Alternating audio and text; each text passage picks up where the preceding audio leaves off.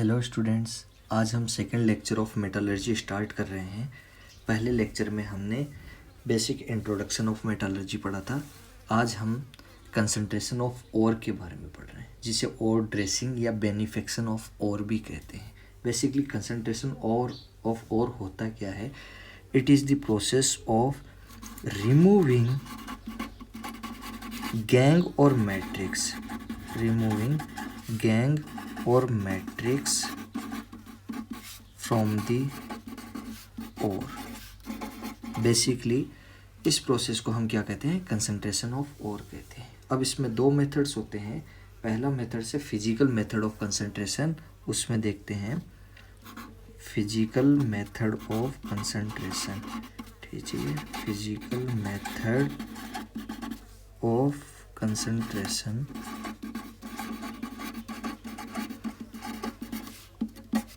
Physical method of concentration में देखिए, सबसे पहले हमारे पास में जो मेथड हम डिस्कस करेंगे वो है ग्रेविटी सेपरेशन मेथड।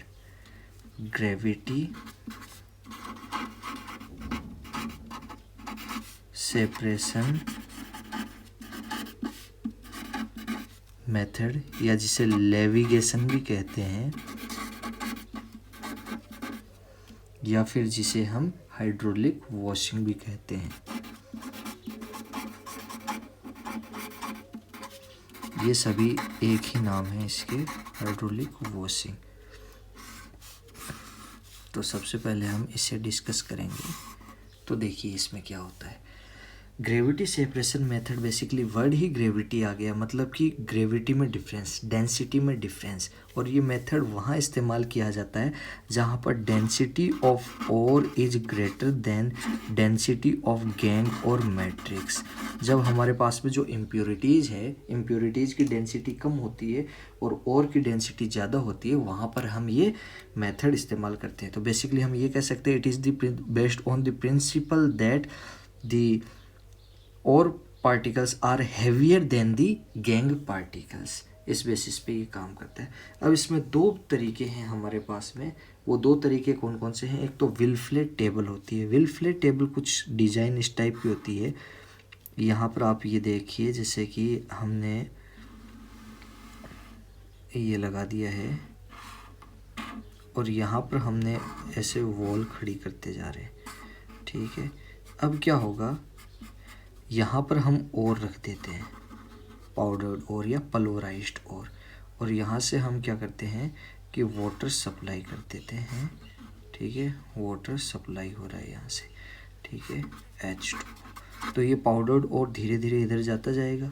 ठीक है, फिर इधर से फ्लो होगा, वाटर इधर भी जाएगा बिल्कुल, फिर धीरे धीरे इधर से ओवरफ्लो होगा और यहाँ डिपॉजिट होता जाएगा।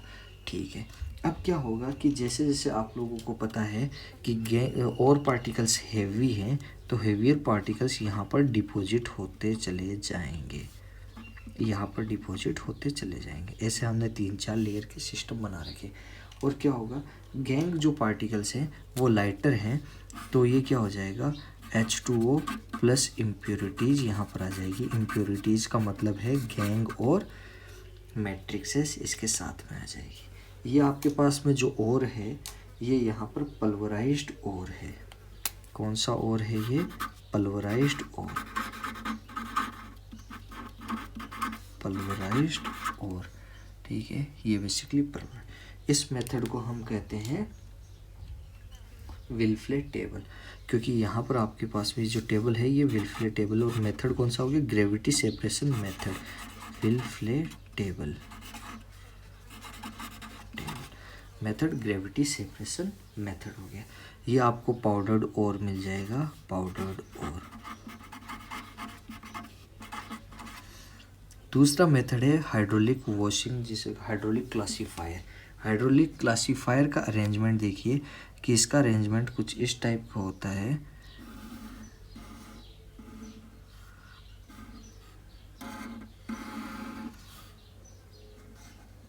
और यहाँ से हम वाटर की स्ट्रीम्स पाइप लगाते हैं और हाई प्रेशराइज्ड वाटर जाता है H2O बहुत सारे प्रेशर में जा रहा है, तो ये क्या होगा, ऊपर स्ट्रीम्स को ऐसे भेजता जाएगा। यहाँ पर हम पहले क्या है, इतने लेवल तक ओर को डिपॉजिट करके रख रखे थे, इम्प्योर ओर को, ठीक है, पल्वराइज्ड ओर को। बेसिकली ये कौन सा ओर है, पल्वराइज्ड ओर, पल्वराइज्ड ओर। अब इसके बाद में क्या होगा कि ये स्ट्रीम्स दोनों को ऊपर भेजेगी, एकदम से ऊपर भेजने से क्या होगा, आपके पास में पानी का लेवल बढ़ता जाएगा। इसमें गैंग और मैट्रिक्स पार्टिकल जो कि लाइटर हैं वो धीरे धीरे ऊपर जाते जाएंगे इसके साथ में, और इसके साथ में जाते जाएंगे, फिर धीरे धीरे वो क्या हो जाएगा, इधर से रिमूव होते चले जाएंगे एक साइड से। तो यहाँ पर आपके पास में H2O प्लस इम्प्योरिटीज़ इसके साथ में अलग हो रही हैं। नीचे क्या होगा, आपके पास में धीरे धीरे और पार्टिकल्स जमा होते चले जाएंगे, ठीक है। ये हो गया आपके पास में कंसंट्रेटेड और कंसंट्रेटेड और। तो यहाँ पर भी देखिए डेंसिटी और की ज़्यादा है, इसीलिए वजह से ये प्रोसेस हमारे पास में हुई है। तो यहाँ पर ये मेथड जो है ये हाइड्रोलिक क्लासीफायर है, जो इंस्ट्रूमेंट हमने इस्तेमाल किया है, हाइड्रोलिक क्लासीफायर, ठीक है। ये टेक्निक हमने यहाँ पर इस्तेमाल की है।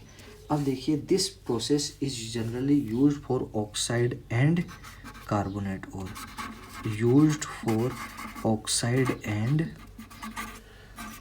कार्बोनेट और, कार्बोनेट और के लिए यूज किया गया है, ठीक है। Not used for sulphide ore, sulphide ore के लिए हम इसे इस्तेमाल नहीं करते। इसका भी एक कारण है, और वो कारण देखिए क्या है। जो सल्फाइड और होता है H2- वो वाटर के साथ में रिएक्शंस करता है और प्रोडक्ट बनाएगा HS- प्लस आपके पास में बना देगा OH-, ठीक है। अगर हम H2S की बात करें तो H2S का आपके पास में Ka1 हो गया, फिर आपके पास में Ka2, ठीक है। तो अब यहाँ पर हाइड्रोलिसिस, जब H2S की बात करें तो एक और चीज़ देखिए, मैं रिएक्शन HS- प्लस H2O आपके पास में हो गया H2S प्लस OH-।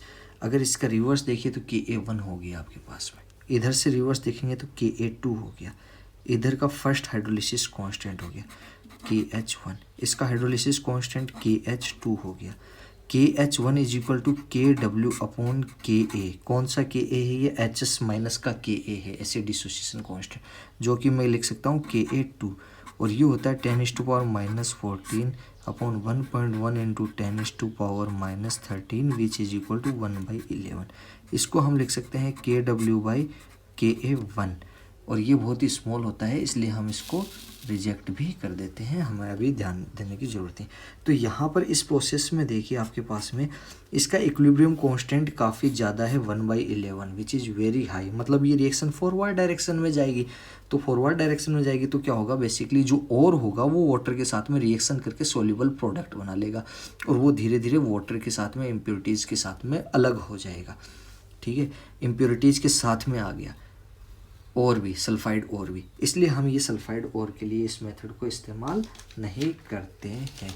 अब देखिए फिर नेक्स्ट आपके पास में जो मेथड है, सेकंड मेथड हम पढ़ेंगे इलेक्ट्रोमैग्नेटिक सेपरेशन मेथड।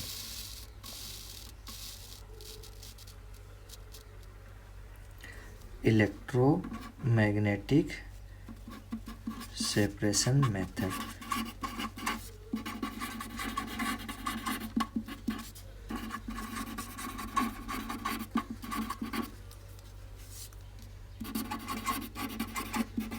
इस मेथड में क्या होता है, ये देखिए सबसे पहले तो इसकी डिज़ाइन देखने से आप लोगों को समझ में आएगा कि इस मेथड में क्या है। यहाँ पर हम दो इस्तेमाल करते हैं, रोलर इस्तेमाल के लिए, यहाँ पर व्हील्स हैं बेसिकली, और इसके ऊपर कन्वेयर बेल्ट इस्तेमाल कर लिया, ये कन्वेयर बेल्ट ऐसे जा रहा है, ठीक है। और उसके साथ ही फिर यहाँ पर एक हमने क्या किया, ये मैग्नेटिक व्हील बना दिया है इस टाइप का डिज़ाइन में, ये मैग्नेट लगा हुआ है। तो बेसिकली आपके पास में मैग्नेटिक व्हील हो जाएगा, ठीक है। अच्छा, अब यहाँ पर हमने एक हुपर लगा दिया है, तो हुपर देखिए आपके पास में इस टाइप का हो गया और इसमें हमने और डाल दिया, यहाँ से और आ रहा है ये। और जब ऐसे धीरे धीरे ये ऐसे रोटेट करेगा कन्वेयर बेल्ट, तो इसके साथ में इधर जाते जाएंगे। चूँकि अब देखिए कि इस प्रिंसिपल को वहाँ इस्तेमाल किया जाता है जहाँ पर और एंड जो इम्प्योरिटीज़ है उनकी मैग्नेटिक प्रॉपर्टी डिफरेंट हो, मतलब उनमें से एक मैग्नेटिक हो, आइदर चाहे वो और हो या वो इम्प्योरिटीज़ हो। यहाँ पर हम क्या करते हैं, एक बेफल लगा देते हैं, ठीक है। एक वॉल क्रिएट कर दी है जिसे बेफल कहते हैं, बेफल वॉल बेसिकली, ठीक है। इसका नाम हो गया बेफल वॉल। अब यहाँ पर देखिए क्या होता है कि आपके पास में और पार्टिकल्स जो और को छोड़िए, जो मैग्नेटिक है उस पर फोर्स ऑफ अट्रैक्शन लगेगा, तो इस साइड का मोमेंटम उनका ज़्यादा होगा नहीं, तो ये पास में ही गिरेंगे। दूसरी जो नॉन मैग्नेटिक पार्ट है, नॉन मैग्नेटिक पार्ट क्या होगा आपके पास में, यहाँ से उस पर कोई फोर्स ऑफ अट्रैक्शन लग नहीं रहा, तो उनका मोमेंटम ज़्यादा है, फॉरवर्ड डायरेक्शन की वेलोसिटी ज़्यादा रहेगी, तो वो दूर जाके गिरेंगे। ये यहाँ पर आपके पास में नॉन मैग्नेटिक पार्टिकल्स जमा हो जाएंगे और यहाँ पर हमने मैग्नेटिक पार्टिकल्स जमा हो जाएंगे। ये हो गया है नॉन मैग्नेटिक और ये हो गया है आपके पास में मैग्नेटिक, ठीक है। अब देखिए आपके पास में तो बेसिक प्रिंसिपल क्या है कि यहाँ पर जो हमने इस्तेमाल किया है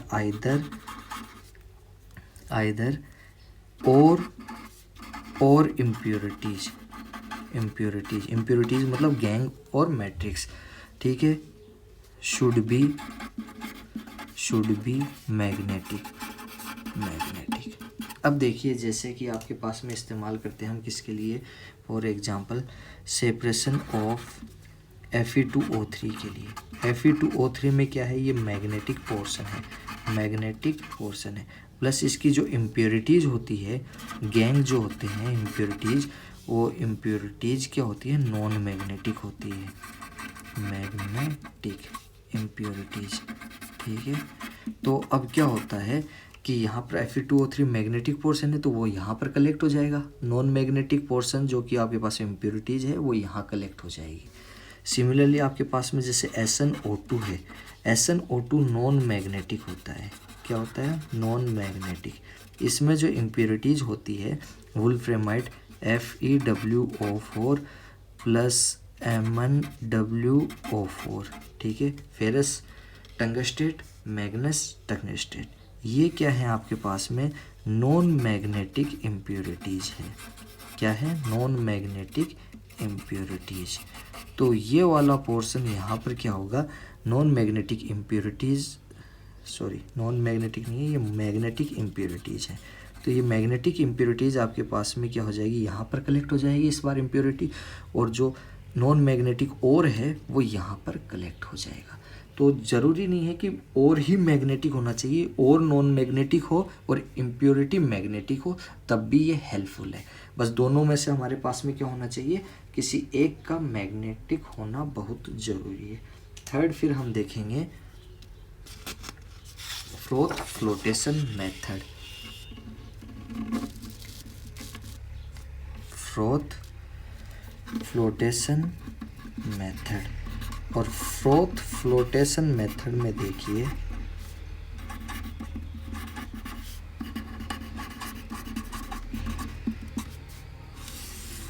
फ्रोथ फ्लोटेशन मेथड में देखिए क्या होता है, हम क्या प्रिंसिपल इस्तेमाल करते हैं। तो यहाँ पर आपके पास में डिफरेंट वेटिंग प्रॉपर्टी होनी चाहिए। डिफरेंट वेटिंग प्रॉपर्टी कैसे, मतलब कि आपके पास में डिफरेंट वेटिंग प्रॉपर्टी, गिले होने की प्रॉपर्टी होनी चाहिए ऑफ और एंड इम्प्योरिटीज। तो बेसिकली क्या होता है कि ये हम सल्फाइड और के लिए मोस्टली इस्तेमाल करते हैं, यूज्ड फॉर सल्फाइड और। अब देखिए इसमें क्या होता है, सल्फाइड और में जो सल्फाइड पार्टिकल है वो वेट होता है, सल्फाइड जो प्रेफरेंशियली वेट होता है वो ऑयल द्वारा वेट होगा, ठीक है। और जो इम्प्योरिटीज़ हैं गैंग और मैट्रिक्स, ठीक है, इम्प्योरिटीज प्रेफरेंशली वेट होंगे किससे, वाटर पार्टिकल से।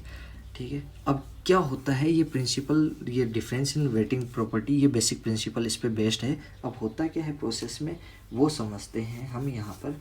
तो देखिए डिज़ाइन करते हैं पहले हम इंस्ट्रूमेंट।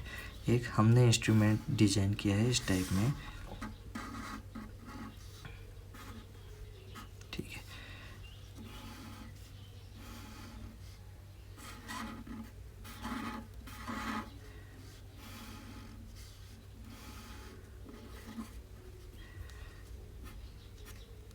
यहाँ से आपके पास में एयर आ रही है, यहाँ से हम क्या करते हैं सेकंड कंटेनर से, इससे एक लगा रखा है, यहाँ पर हम पाइन ऑयल प्लस और पार्टिकल्स को भेजते हैं। और भी कौन सा होना चाहिए, पल्वराइज्ड या पाउडर्ड और, पल्वराइज्ड और, उसको हम भेजेंगे।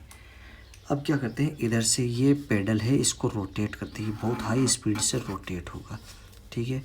इधर ऑयल है आपके पास में, यहाँ तक सॉल्यूशंस जिससे भर गया है, इसको ऊपर तक करिए, यहाँ तक सॉल्यूशंस भर गया। अब इससे ऊपर क्या होता है कि फ्रोथ कलेक्ट हो जाते हैं।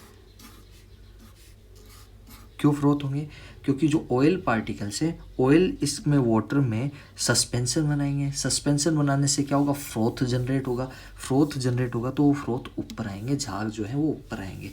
अब क्या होता है कि झाग अपने साथ में वेट करते हैं, ऑयल और को वेट करेंगे तो और को अपने साथ ले आएंगे, जबकि जो गैंग और इम्प्योरिटीज़ है वो वाटर से वेट होगा, और वाटर के वेट होने के कारण क्या हो जाएंगे, वो हैवी हो जाएंगे तो वो नीचे जम जाएंगे यहाँ पर आपके पास में, ठीक है। तो ये आपके पास में इम्प्योरिटीज़ नीचे कलेक्ट होती है, और इन फ्रोथ को हम नेक्स्ट कंटेनर में अलग कर लेते हैं, उसके बाद में प्योरीफाई कर लेंगे तो हमारे पास में प्योर और मिल जाएगा। ये यहाँ पर हमारे पास में और मिल जाता है कंसनट्रेटेड, वो भी कंसनट्रेटेड।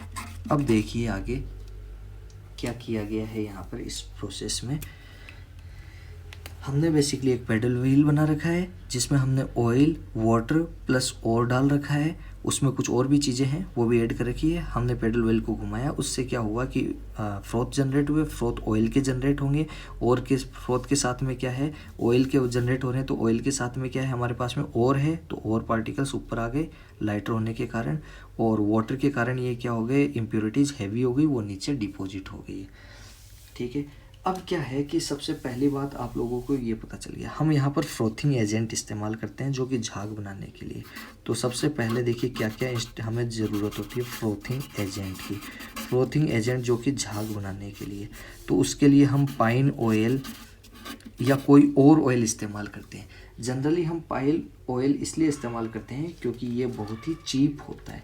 पाइन ऑयल काफ़ी चीप होता है, सस्ता होता है, इसलिए हम पाइन ऑयल इस्तेमाल करते हैं। अदरवाइज़ हम आलमंड ऑयल भी इस्तेमाल कर सकते हैं, मस्टर्ड ऑयल भी इस्तेमाल कर सकते हैं, लेकिन वो क्या होते हैं, काफ़ी कॉस्टली होते हैं, ठीक है।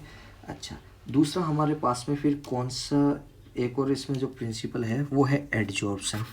अब देखिए होता क्या है कि जो ऑयल है वो ऑयल फ्रोथ बनाएगा तो देखिए यहाँ पर ये तो बीच में एयर आ गई है, ये आपके बीच पाइन ऑयल का फ्रोथ आ गया है, ठीक है, ये बेसिकली फ्रोथ है। अब इसकी सरफेस पे जब सल्फाइड और आएगा, तो सल्फाइड और यहाँ आ रहा है, बेसिकली ये हो गया सल्फाइड और, ठीक है, सल्फाइड और इसके और इसके बीच में फोर्स ऑफ अट्रैक्शंस होगा। कहाँ पर आपके पास है, इसमें, और ये force of attraction van der Waals force of attraction है, वंडरवाल फोर्स ऑफ अट्रैक्शन।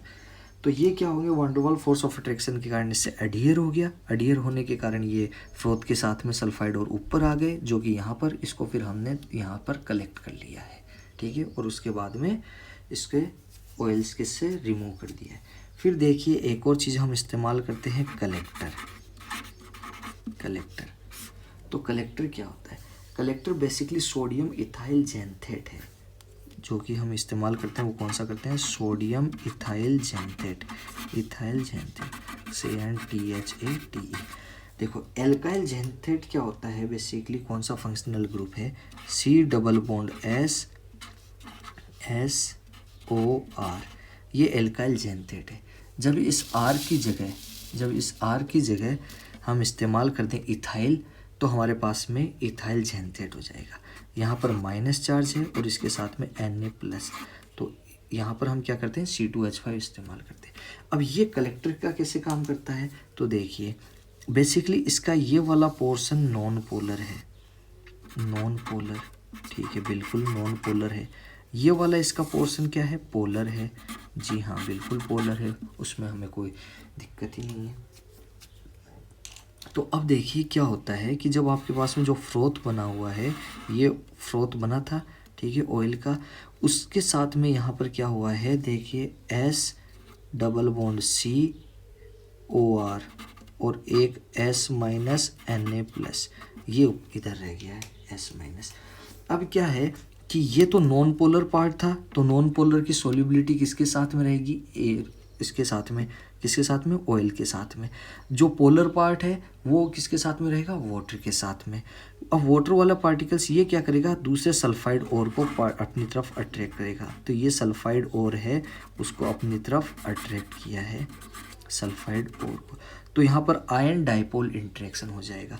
कुछ तो पार्टिकल्स आपके पास में डायरेक्टली अटैच्ड थे, ठीक है, van der Waals force of attraction से वो ऊपर जा रहे हैं। कुछ क्या हुए कि हमारे पास में सोडियम इथाइल ज़ैंथेट कर दिए, उसके कारण रिमूव हो जाएंगे। तो मतलब बेसिकली कि प्रोसेस फास्ट हो जाएगी। ये क्या कर रहे हैं, कलेक्ट कर रहे हैं। सोडियम इथाइल ज़ैंथेट क्या कर रहा है, सल्फाइड ओर को इसकी सरफेस पे कलेक्ट करने में हेल्प कर रहा है, इंक्रीज कर रहा है सल्फाइड ओर को, ताकि हमारे पास में मिनिमम क्वांटिटी में ऑयल में ज़्यादा फ्रोथ के साथ में ज़्यादा सल्फाइड ओर आ सके, ठीक है। तो ये इसकी प्रॉपर्टी हो गई। एडजॉर्प्शन में ये पढ़ाया था आपको, जैसे मिसेल की तरह काम कर रहा है ये। बेसिकली सोप भी ऐसे फंक्शन करती है। हाइड्रोकार्बन वाला पोर्शन ऑयल के साथ में अट्रैक्टेड रहता है और आयनिक पार्ट वाटर में प्रोजेक्ट रहता है। यहाँ पर जो प्रोजेक्ट वाटर में है वो सल्फाइड ओर को अपनी तरफ अट्रैक्ट कर लेगा, ठीक है, प्रेफरेंशियल एडजॉर्प्शन थ्योरी के अकॉर्डिंग। ये अब आपके पास में पोर्शन हो गया है। फिर हम और जो पोर्शन इस्तेमाल करते हैं वो करते हैं स्टेबिलाइजर। अब स्टेबिलाइजर में देखिए हम क्या इस्तेमाल करते हैं। तो स्टेबिलाइजर में हम करते हैं एनिलीन और क्रिसोल, इनमें से कोई भी इस्तेमाल कर लो।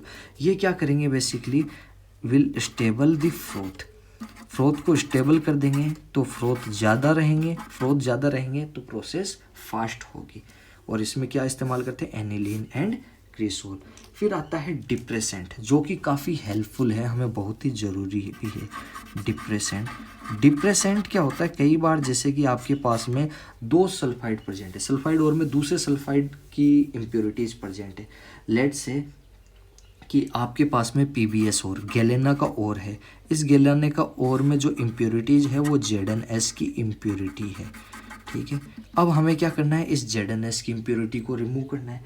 ZnS की इम्प्योरिटी को हम कैसे रिमूव करें, तो उसका भी हमारे पास में एक तरीका है। हम एक ऐसा सब्सटेंस इस्तेमाल करेंगे जो PbS के साथ में तो रिएक्शन करे ना, जैसे हमने इस्तेमाल कर लिया NaCN, तो ये इसके साथ में तो नो रिएक्शन शो करेगा। जैसे हमने ZnS के है उसके साथ में ये रिएक्शंस करके प्रोडक्ट बनाएगा Na2ZnCN4। अब ये देखिए वाटर में सोल्यूबल है, ठीक है, ये वाटर सोल्यूबल है, प्लस साथ में Na2S बना देगा। ये वाटर में सोल्यूबल है, तो वाटर में सोल्यूबल होने के कारण ये फ्रोथ में पार्टिसिपेट नहीं करेगा और फ्रोथ हमारे पास में सिर्फ और सिर्फ लेड सल्फाइड के बनेंगे। तो हम उसे इजीली रिमूव कर सकते हैं, ठीक है। नेक्स्ट क्लास में हम केमिकल मेथड्स पढ़ेंगे।